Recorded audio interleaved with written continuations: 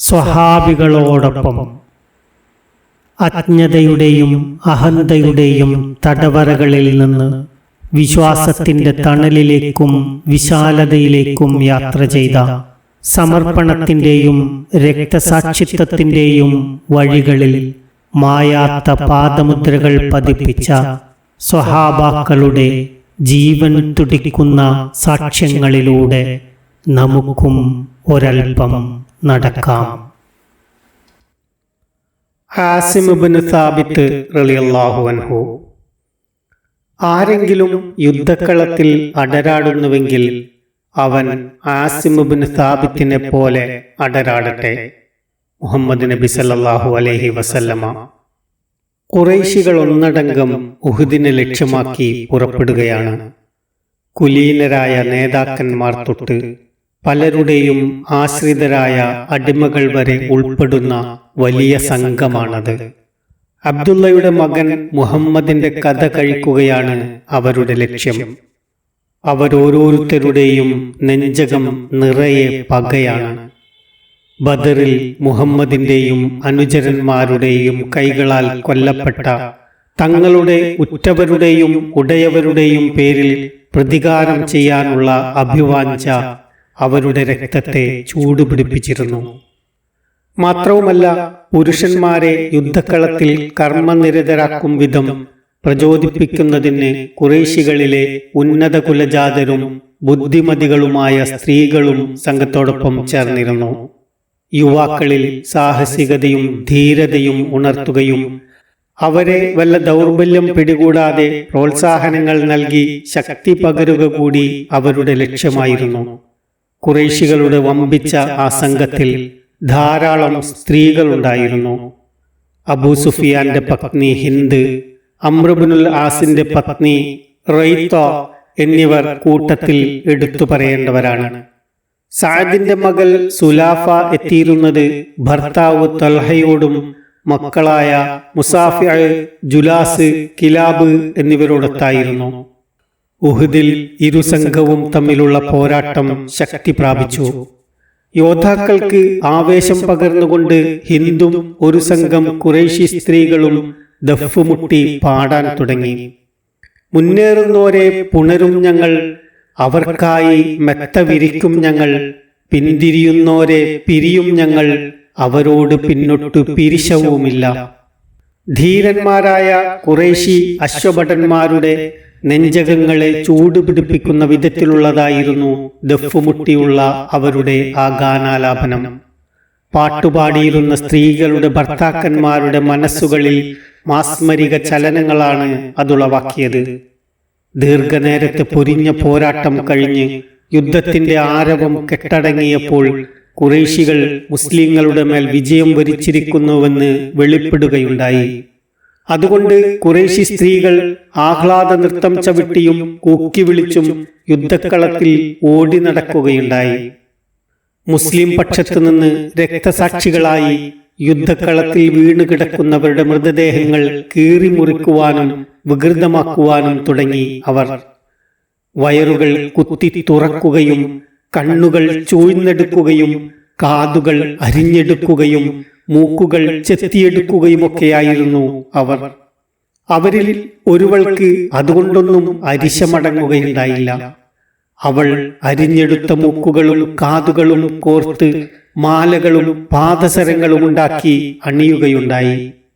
ബദറിൽ കൊല്ലപ്പെട്ട തന്റെ പിതാവിനും സഹോദരനും പിതൃവ്യനും വേറെ പല ഉറ്റവർക്കും ഉടയവർക്കുമൊക്കെ വേണ്ടി പ്രതികാരം ചെയ്യുകയായിരുന്നു അവൾ. എന്നാൽ സഅദിന്റെ മകൾ സുലാഫ ഇതര ഖുറൈശി സ്ത്രീകളോടും കൂട്ടുകാരികളോടുമൊപ്പം ആ വക കാര്യങ്ങളിലൊന്നും ചേരുകയുണ്ടായില്ല. അവളാകെ പരിഭ്രമിച്ചിരിക്കുകയാണ്. യുദ്ധക്കളത്തിലിറങ്ങിയിരുന്ന തന്റെ ഭർത്താവും 3 ആൺമക്കളും തിരികെ വരുന്നത് കാണുന്നില്ല. അവരെ ഒരു നോക്ക് കണ്ടിട്ട് വേണമായിരുന്നു യുദ്ധവിജയം ആഘോഷിക്കുന്നതിനായി ഇതര സ്ത്രീകളോടൊപ്പം അവൾക്കും കൂടാൻ. കാത്തുനിന്ന് അവൾക്ക് മടുത്തു. മനസ്സിൽ ആശങ്കകൾ പടർന്നു കയറുന്നുണ്ടായിരുന്നു. പിന്നെ ഒന്നും ആലോചിക്കാതെ അവൾ പടക്കളത്തിലിറങ്ങുകയായി. യുദ്ധത്തിൽ കൊല്ലപ്പെട്ട് പടക്കളത്തിൽ വീണുകിടക്കുന്ന ഓരോരുത്തരുടെയും മൃതദേഹങ്ങൾ അവർ സൂക്ഷ്മമായി പരിശോധിക്കാൻ തുടങ്ങി. അപ്പോഴതാ തന്റെ പ്രിയതമൻ വെട്ടേറ്റ് രക്തത്തിൽ കുളിച്ച് മരിച്ചു കിടക്കുന്നു. കുപിതയായ ഒരു സിംഹിയെപ്പോലെ അവർ ഓടി നടക്കാൻ തുടങ്ങി. എല്ലാ ദിശയിലേക്കുമായി കണ്ണുകൾ പായിച്ചുകൊണ്ടാണ് അവൾ ഓടുന്നത്. തന്റെ മക്കൾ മുസാഫിർ, കിലാബ്, ജുലാസ് അവരെവിടെ പോയി? അവർക്കും വല്ലതും സംഭവിച്ചുവോ? അവളുടെ നേത്രങ്ങൾ അന്വേഷിച്ചു കൊണ്ടിരുന്നത് അതാണ്. ദീർഘനേരത്തെ പരിഭ്രാന്തമായ തിരച്ചിലിന് ശേഷം അവൾ അവരെ കണ്ടെത്തിയത് ഉഹുദ് മലയുടെ താഴ്വരയിലാണ്. നീണ്ടു നിവർന്നു കിടക്കുകയായിരുന്നു 3 പേരും. മുസാഫിയും കിലാബും അതിനകം മരിച്ചു കഴിഞ്ഞിരുന്നു. ജുലാസ് പക്ഷെ മരിച്ചിരുന്നില്ല. മരണത്തിന് കീഴടങ്ങിക്കൊണ്ട് അവസാന ശ്വാസം വലിക്കാനുള്ള ഒരുക്കത്തിലായിരുന്നു അവൻ. മരണവെപ്രാളത്തിലായിരുന്ന ജുലാസിന്റെ അരികിലായി വീഴുകയായിരുന്നു സുലാഫ. ജുലാസിന്റെ ശിരസ്സുയർത്തി തന്റെ മടിയിൽ വെച്ചുകൊണ്ട് അവന്റെ നെറ്റിത്തടത്തിലെയും മധരങ്ങളിലെയും രക്തം തുടച്ച് വൃത്തിയാക്കിക്കൊണ്ടിരുന്നു അവൾ. അവളുടെ കണ്ണുകളിൽ അശ്രുകണങ്ങൾ വരണ്ടുപോയിരുന്നു. അത്രയ്ക്ക് ഭീകരമായിരുന്നു അവൾക്ക് ആ അനുഭവം. അവൾക്കൊന്നും ഉരിയാടാനും കഴിഞ്ഞിരുന്നില്ല. പിന്നെ ഞെട്ടലിൽ നിന്ന് മുക്തയായി മകന്റെ നേരെ തിരിഞ്ഞ് അവൾ ചോദിച്ചു, മകനെ, ആരാണ് നിന്നെ വെട്ടി വീഴ്ത്തിയത്? മാതാവിന്റെ ചോദ്യത്തിന് മറുപടി പറയാൻ തുനിയുകയായിരുന്നു ജുലാസ്. പക്ഷേ പ്രാണവേദന കാരണം അവന് ഒന്നും ഉരിയാടാൻ സാധിച്ചില്ല. പക്ഷേ സുലാഫ അവനെ നിർബന്ധിച്ചുകൊണ്ടേയിരുന്നു. ഒടുക്കം ശക്തി സംഭരിച്ചുകൊണ്ട് അവൻ പറഞ്ഞു, ആസിം ഇബ്നു സാബിത്താണ് എന്നെ വെട്ടി വീഴ്ത്തിയത്. അവൻ തന്നെയാണ് മുസാഫിനെയും വെട്ടിക്കൊലപ്പെടുത്തിയത്. അത്രയും ഉരുവിട്ടതോടെ അവന്റെ ശ്വാസം നിലച്ചു. ഒരു ഭ്രാന്തിയെപ്പോലെ ആർത്തലക്കാൻ തുടങ്ങി സുലാഫ ബിൻത് സഅദ്. ആസിം ഇബ്നു സാബിത്തിനോട് പ്രതികാരം ചോദിച്ചേ തന്റെ വേദനകൾക്കും കണ്ണീരിനും ഒരന്ത്യമുണ്ടാവുകയുള്ളൂവെന്ന് അവൾ ലാത്തയുടെയും ഉസ്സയുടെയും പേരിൽ ആണയിടുകയുണ്ടായി. ആസിം ഇബ്നു സാബിത്തിനെ വകവരുത്തി അവന്റെ തലയോട്ടിയെടുത്ത് അത് തനിക്ക് മദ്യം കഴിക്കാൻ വേണ്ടി നൽകണമെന്നായിരുന്നു ഖുറൈശി നേതാക്കളോട് അവൾ ശഠിച്ചുകൊണ്ടിരുന്നത്. ആസിം ഇബ്നു സാബിത്തിനെ പിടികൂടുകയോ വധിച്ചു കളയുകയോ അയാളുടെ ശിരസ് ഛേദിച്ചു കൊണ്ടുവരികയോ ചെയ്യുന്ന ആൾക്ക് അവൻ ചോദിക്കുന്നത്ര സമ്പത്ത് പ്രതിഫലമായി നൽകുമെന്നവൾ പ്രഖ്യാപിക്കുകയുണ്ടായി. സുലാഫയുടെ പ്രതിഫല വാഗ്ദാനം സംബന്ധിച്ച വിവരങ്ങൾ ഖുറൈശികൾക്കിടയിൽ അതിവേഗം പ്രചരിച്ചു. മക്കക്കാരായ ചെറുപ്പക്കാർക്കൊക്കെ ആവേശമായി. ആസിം ഇബ്നു സാബിത്തിനെ വകവരുത്തി അയാളുടെ ശിരസ് സുലാഫയ്ക്ക് സമർപ്പിക്കുക വഴി വലിയ സൗഭാഗ്യം കൈവരിക്കാമെന്ന മോഹത്തിലായിരുന്നു അവരോരോരുത്തരും. ഉഹുദിൽ വെച്ച് മക്ക മുശ്രിക്കുകളുമായി നടന്ന യുദ്ധവും തുടർ സംഭവങ്ങളുമൊക്കെ കഴിഞ്ഞ് മുസ്ലിങ്ങൾ മദീനയിലേക്ക് മടങ്ങി. മദീനയിൽ തിരിച്ചെത്തിയ ശേഷമാണ് യുദ്ധക്കളത്തിൽ നടന്ന ഓരോ കാര്യവും അവർ സൂക്ഷ്മമായി വിലയിരുത്തിയത്. പടക്കളത്തിൽ വെച്ച് രക്തസാക്ഷ്യം വരിച്ച തങ്ങളുടെ സഹോദരന്മാർക്ക് അള്ളാഹുവിന്റെ കാരുണ്യം ലഭിക്കുന്നതിന് പ്രാർത്ഥിക്കാനും പ്രശംസനീയമായ പ്രകടനം കാഴ്ചവെച്ച ധീരയോദ്ധാക്കളെ അവരുടെ പ്രയത്നങ്ങളുടെ പേരിൽ പ്രശംസിക്കാനും അവർ പ്രത്യേകം ശ്രദ്ധിക്കുകയുണ്ടായി. കൂട്ടത്തിൽ ആസിം ഇബ്നു സാബിത്തിന്റെ കാര്യം അതിശയത്തോടെയാണ് അവർ അനുസ്മരിച്ചത്. ഒരേ കുടുംബത്തിൽപ്പെട്ട 3 പേരെ ഒരേ സമയം വകവരുത്താൻ അദ്ദേഹത്തിന് സാധിച്ചു എന്ന കാര്യം അവർക്ക് അത്ഭുതമായിട്ടാണ് തോന്നിയത്. കാര്യങ്ങൾ വിശകലനം ചെയ്തുകൊണ്ടിരിക്കവേ കൂട്ടത്തിൽ ഒരാൾ പറഞ്ഞു, അതിൽ അത്ഭുതമെന്തിരിക്കുന്നു? ബദർ യുദ്ധം നടക്കുന്നതിന് തൊട്ടുമുമ്പായി റസൂൽ തിരുമേനി നിങ്ങൾ എങ്ങനെയാണ് യുദ്ധം ചെയ്യാൻ പോകുന്നത് എന്ന് നമ്മളോട് ചോദിച്ച കാര്യം നിങ്ങൾ ഓർക്കുന്നില്ലേ? അപ്പോൾ ആസിം ഇബ്നു സാബിത്ത് എഴുന്നേറ്റ് നിന്ന് തന്റെ അസ്ത്രവും വില്ലും കയ്യിലെടുത്തു പിടിച്ചുകൊണ്ട് പറഞ്ഞു, ശത്രുക്കൾ 100 മുഴം അകലെയാണെങ്കിൽ അമ്പെയ്ത് നേരിടുന്നതാണ് നല്ലത്. കുന്തമെറിഞ്ഞുകൊണ്ടാക്രമിക്കാൻ കഴിയും വിധം അരികിലാണവർ നിലയുറപ്പിച്ചിട്ടുള്ളതെങ്കിൽ അമ്പേറ് നടത്തിക്കൊണ്ട് ശത്രുക്കളെ നേരിടുന്നതിനേക്കാൾ നല്ലത് അവരെ കുന്തമെറിഞ്ഞ് വകവരുത്തുന്നതാണ്. അങ്ങനെ കുന്തമൊക്കെ എറിഞ്ഞു തീർന്നു കഴിഞ്ഞാൽ വാളെടുത്ത് നേരിട്ട് പോരാടുക തന്നെ. ആസിമിന്റെ പ്രതികരണം കേട്ട് നബി തിരുമേനി പറഞ്ഞു, അങ്ങനെയാണ് യുദ്ധം ചെയ്യേണ്ടത്. ആരെങ്കിലും യുദ്ധക്കളത്തിൽ അടരാടുന്നുവെങ്കിൽ അവൻ ആസിം ഇബ്നു സാബിത്തിനെ പോലെ അടരാടട്ടെ. ഉഹുദ് യുദ്ധത്തിന് ശേഷം ഒരിക്കൽ നബി തിരുമേനി അനുചരന്മാരിൽ പ്രധാനികളായ 6 പേരെ ഒരു ദൗത്യ നിർവഹണത്തിനായി നിയോഗിക്കുകയുണ്ടായി. ആസിം ഇബ്നു സാബിത്തിനെയാണ് സംഘത്തിന്റെ നേതാവായി നിശ്ചയിച്ചത്. റസൂൽ തിരുമേനി ഏൽപ്പിച്ച ദൗത്യം നിർവഹിക്കുന്നതിനു വേണ്ടി സംഘം പുറപ്പെട്ടു. യാത്രാമധ്യേ ഇസ്ഫഹാൻ എന്ന സ്ഥലത്തിനും മക്കയുടെയും ഇടയ്ക്കൊരിടത്ത് എത്തി. അവിടെ വെച്ച് ഹുദൈൽ ഗോത്രക്കാരായ ഒരു സംഘം വളഞ്ഞു. ശത്രുക്കളാൽ വലയം ചെയ്യപ്പെട്ടതോടെ ആസിമും സംഘവും തങ്ങളുടെ വാളുകൾ ഉറയിൽ നിന്നൂരി അവരെ നേരിടാനൊരുങ്ങി. അതുകണ്ട് അക്രമികൾ പറഞ്ഞു, നിങ്ങൾക്ക് ഞങ്ങളെ നേരിടാനോ ഞങ്ങളുടെ കൈകളിൽ നിന്ന് രക്ഷപ്പെടാനോ സാധിക്കില്ല. ഞങ്ങൾ ഈ നാട്ടുകാരാണ്.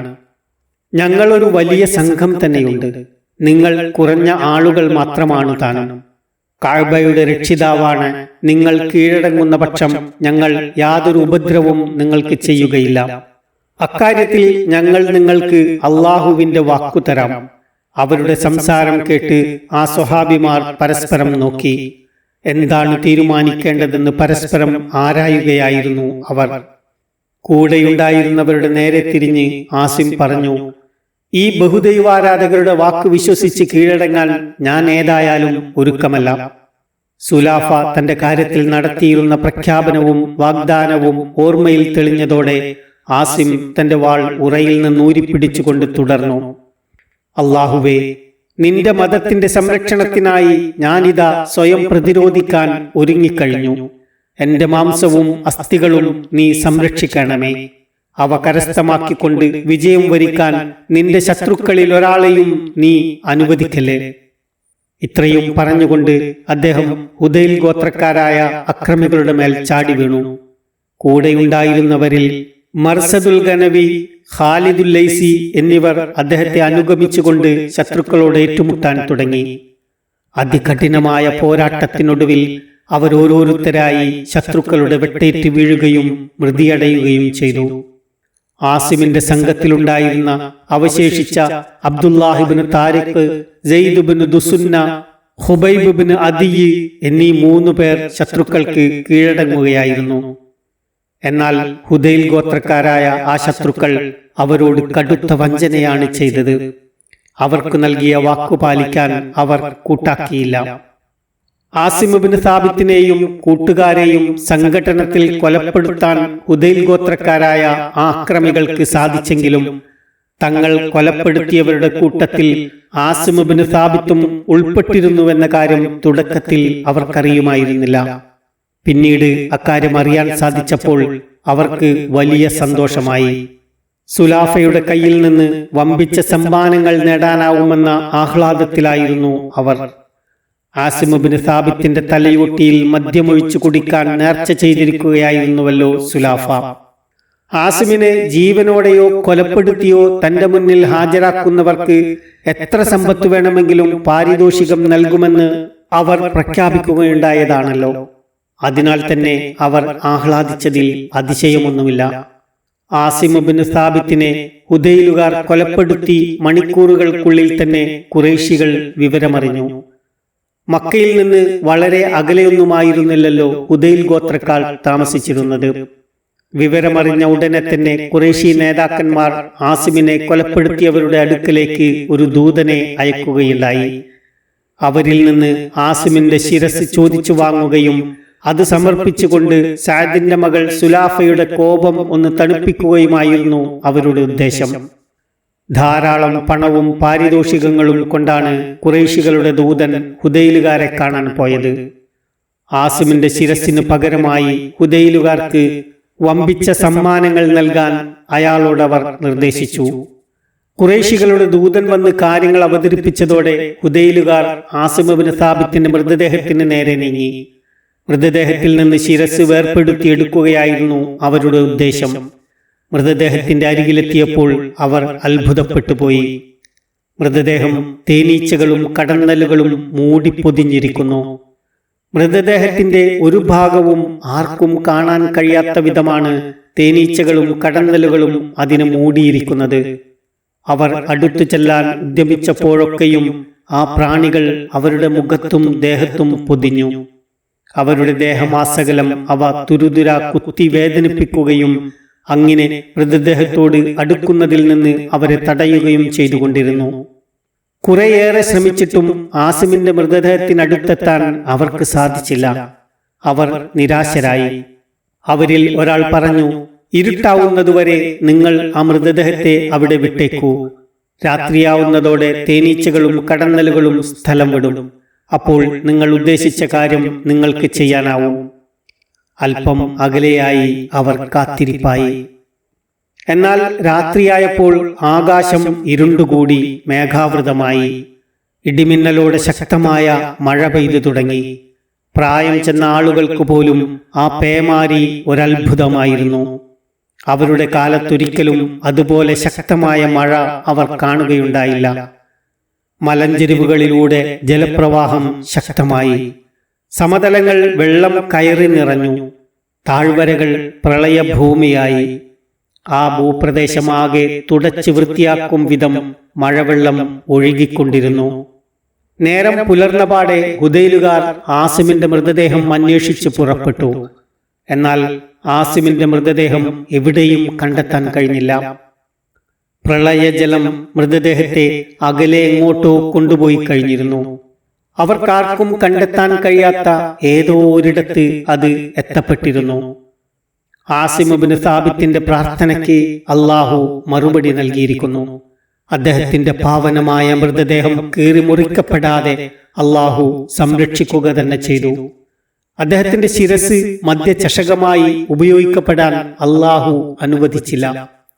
സത്യവിശ്വാസികളുടെ മേൽ വിജയം നേടാനും അതുവഴി ഞെളിഞ്ഞു നടക്കാനും ബഹുദൈവാരാധകർക്ക് അള്ളാഹു അവസരം നൽകിയില്ല. നന്ദി.